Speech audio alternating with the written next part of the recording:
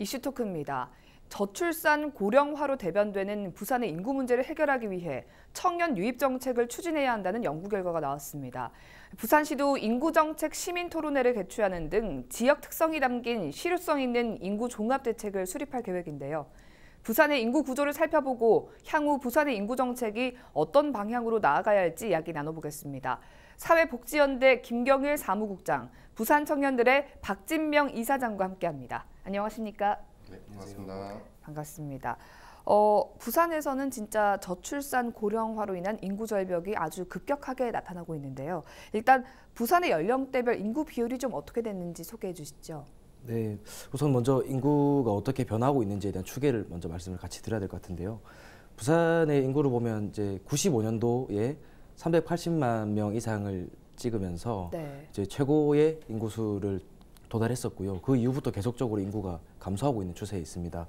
그래서 지난해 349만 명 정도, 최근에 지난달까지 하면 342만 명까지로 계속적으로 인구가 감소하고 있는 추세로 보여지고요.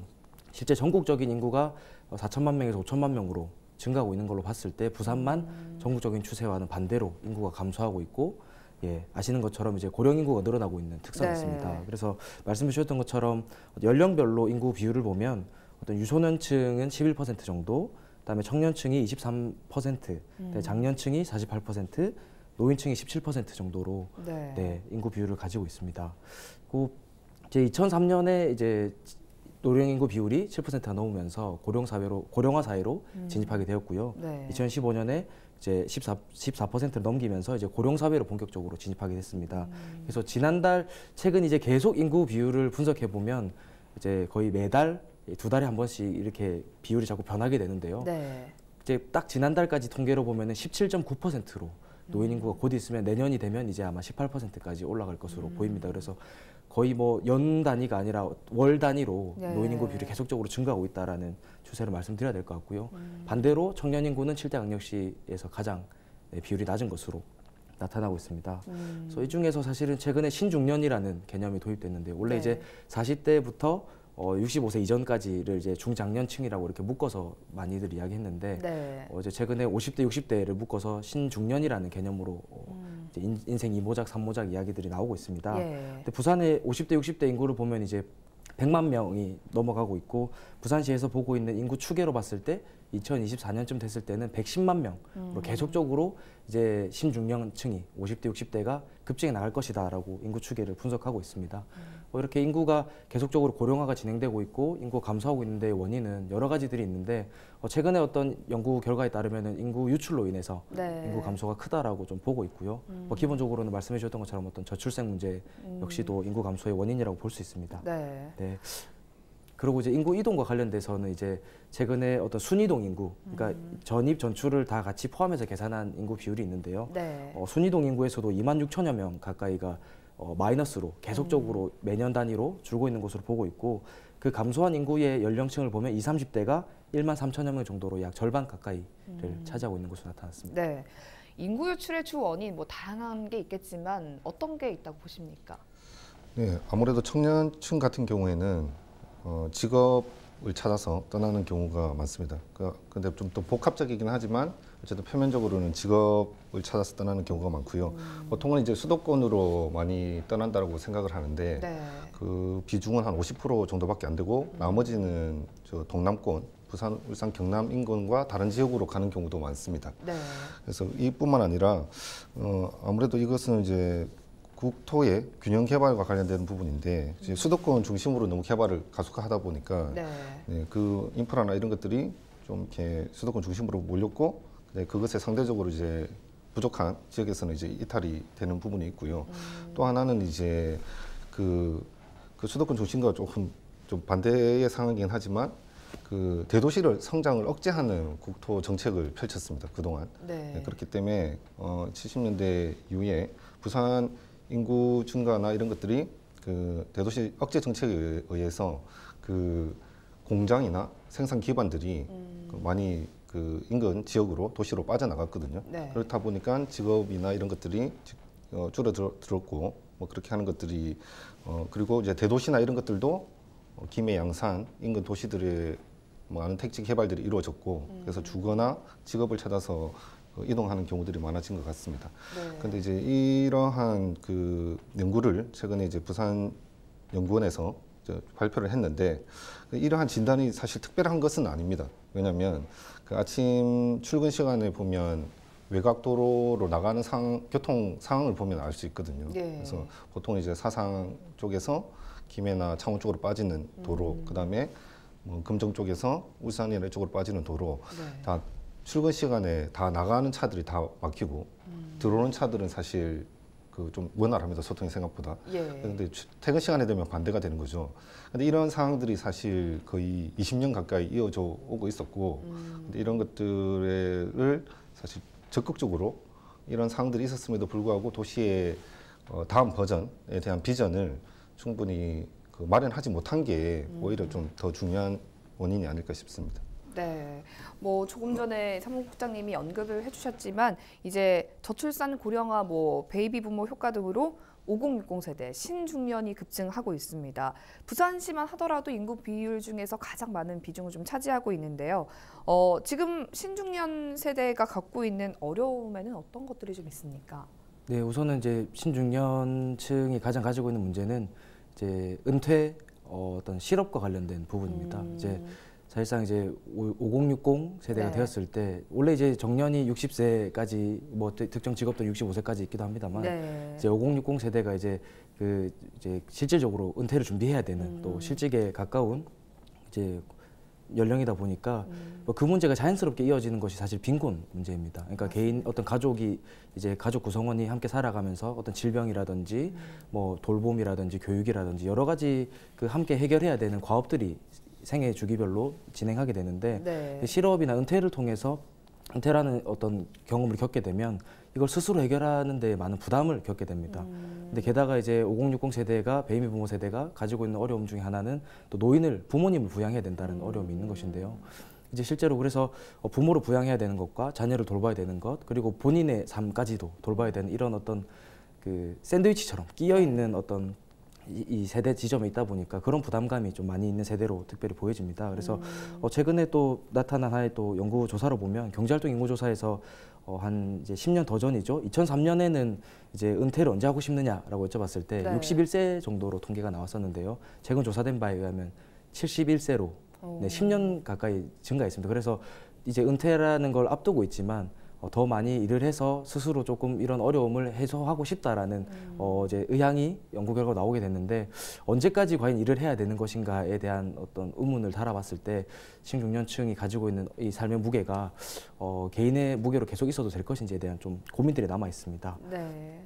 그리고 이제 이 실업이 단순히 어떤 은퇴나 실업이 그냥 여기서 끝나는 것이 아니라 경제적인 부담을 얻게 되면 자연스럽게 어떤 그 이제 문제들이 또 이어서 발생하게 되는데 그렇죠. 그 발생하는 것 중에 대표적인 것이 사실 이혼입니다. 그래서 경제적인 부담을 어떤 실제 이제 중장년 남성이 스스로 부양하지 못했을 경우에 네. 이혼까지 이어지는 경우들이 이제 어떤 일탈 행위로서 하나 발생하기도 하고요. 그렇게 이혼이 발생하게 되면 자연스럽게 또 이어지는 것이 어떤 알코올 의존이라든지 네. 다른 어떤 정서적인 어떤 일탈로 이어지게 되는데 그렇게 쭉 이어지다 보면 그 끝에 닿아 있는 곳이 사실 고독사 문제입니다. 그래서 중장년층이 고독사가 심각하다라는 거는 그동안의 지표 통계로 많이 나와 있는 상황이고 네.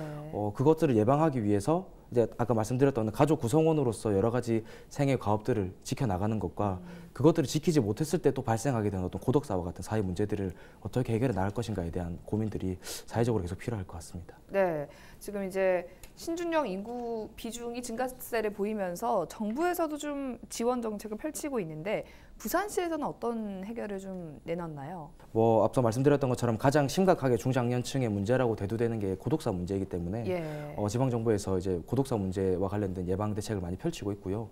대표적으로 이제 가가호 방문해서 문을 두드린다든지 뭐 이제 노노케어라고 해서 노인이 노인을 돌보는 뭐 시도라든지 아니면 이제 중장년 1인 가구 남성들이 밥 대신에 막걸리를 드시는 경우가 많이 계십니다. 네. 그래서 이제 스스로 요리를 해서 영양 결핍이 되지 않게끔 하기 위해서 요리 교실이라든지 사회적 관계망을 만들어가는 시도들을 하고 있는데요.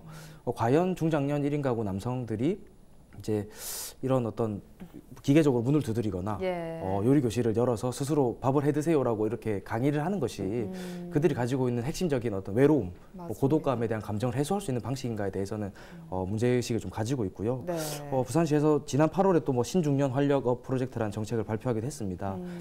이제 그래서 경제 활동을 활성화하고 여가 활동을 촉진하고 건강을 관리하겠다. 뭐 말은 되게 모든 부분의 삶에 대해서 케어하겠다라는 네. 의지를 담은 것으로 보여지는데 앞서 말씀드렸던 것처럼 정말 언제까지 일을 해야 되는 것인가. 신중년도 역시나 이제 생을 계속 노동으로 살아왔고 앞으로 은퇴를 준비해야 되는 연령이라고 사회적으로 생각해 왔는데 네. 앞으로 10년, 20년 더 경제활동을 하셔야 됩니다라고 일자리를 제안해 드리는 것이 과연 복지적인 측면에서 건강한 것인가에 대한 고민이 들고요.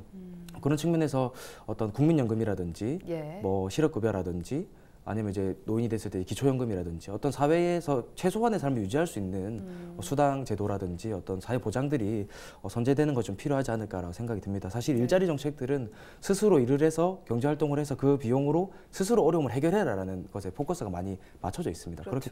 그렇기 때문에 어떤 중장년층, 노인층을 바라볼 때에 스스로 일을 해서 스스로 경제활동을 해라라고 말하는 것이 오히려 빈곤과 건강 악화라든지 여러 가지 좀 또 다른 사회 문제를 양기하는 것이 아닌가에 대한 고민들이 남아 있습니다. 예. 네. 일단 신중년 정책에 대해서는 부산시에서 뭐 굵직하게 내놓은 정책은 없다 정도고요. 일단 뭐 인구 감소에 대응하기 위한 방안 중에 하나로 청년 유입 정책을 내놨습니다. 사실 뭐 청년 문제는 부산만 그런 게 아니라 대한민국 전체가 이제 고민해야 되는 문제이긴 한데요. 가장 시급하게 이뤄져야 되는 정책에는 일단 이사장님께서는 어떤 게 있다고 보십니까? 그런 게 있을까 하는 고민이 들고요. 네. 일단 이 최근에 낸 부산연구원의 그 보고서에 그 이 인구 문제를 풀기 위해서 이제 청년들이 머물 수 있는 도시로 체질을 개선해야 된다라고 하면서 이제 세 가지 좀 중요한 방향을 제시했는데 네. 그 창업 인프라 구축, 그다음에 도시의 매력 증진, 그다음에 보육 돌봄 기반 조성 이런 방향성들을 좀 제언을 했습니다. 이 중에서 어떻게 보면 청년을 타겟으로 한 것은 이제 창업이라고 볼 수가 있는데요. 네. 예, 창업 인프라 구축 사업 같은 경우에는 그 인구 감소 지역에 대한 법인세 혹은 소득세, 뭐 차등해서 하자. 네. 그다음에 공공기관의 사내 벤처나 그다음에 연구소 기업 같은 것을 100개를 육성을 하자. 그다음에 10년간 5만 명의 청년을 유입을 시키자. 그다음에 청년 복합타운을 조성하자.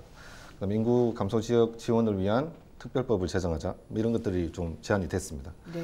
근데 이 5만 명 청년 유입을 위해서 시가 수도권에 이주한 청년들을 대상으로 데이터베이스를 만들기도 하고, 그다음에 부산 출신의 청년 네트워크를 구축해서 채용 안내나 이런 것들의 정보 순환도 좀 시키고, 네.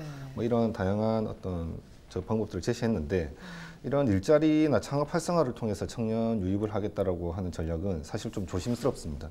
왜냐하면 최근 한 10몇 년간에 청년 정책이 사실 일자리랑 창업에 포커싱이 돼 있었거든요. 네. 근데 이제 그렇지만 정책적으로 뚜렷한 효과를 보지는 못한 상황입니다.